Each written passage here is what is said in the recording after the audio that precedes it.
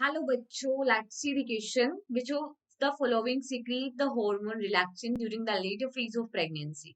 Option A corpus luteum, option B fetus, option C uterus and option E graphene follicle.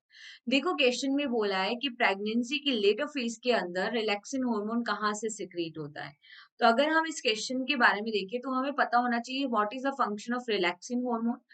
तो देखो relaxin जो hormone है ये क्या होता है during the process of delivery के समय पे ये फीमेल के अंदर प्यूबिक सिम्फाइसिस जॉइंट को लूज कर देता है। ठीक है, जब बेबी की मूवमेंट होगी outside from the mother body, ठीक है, एक्सपेल्ड होगा बेबी, तो relaxin hormone pubic symphysis joint को लूज कर देता है, जिससे डिलीवरी की प्रोसेस इजीली फैसिलिटेट हो जाती है।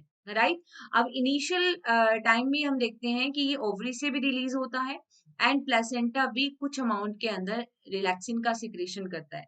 But later phase of pregnancy में क्या होगा, later phase of pregnancy or we can say at the end days of pregnancy, तो later phase of pregnancy में ये जो हार्मोन है, ठीक है, relaxin, it is also secreted by corpus luteum. ये कॉर्पस ल्यूटियम से भी सिक्रेट होता है।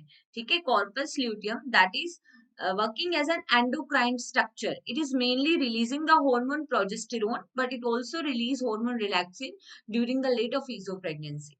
So the correct answer is only option A corpus luteum. fetus से रिलीज नहीं होगा, ना ही यूट्रस से रिलीज होता है और ग्राफिन फॉलिकल से रिलीज नहीं होता।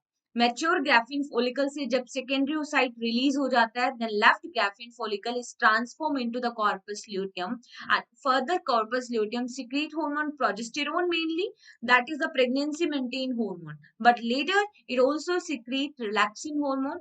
ठीक है, तो यहाँ पे जो आंसर करेक्ट होगा दैट इज ओनली ऑप्शन है। Best of luck.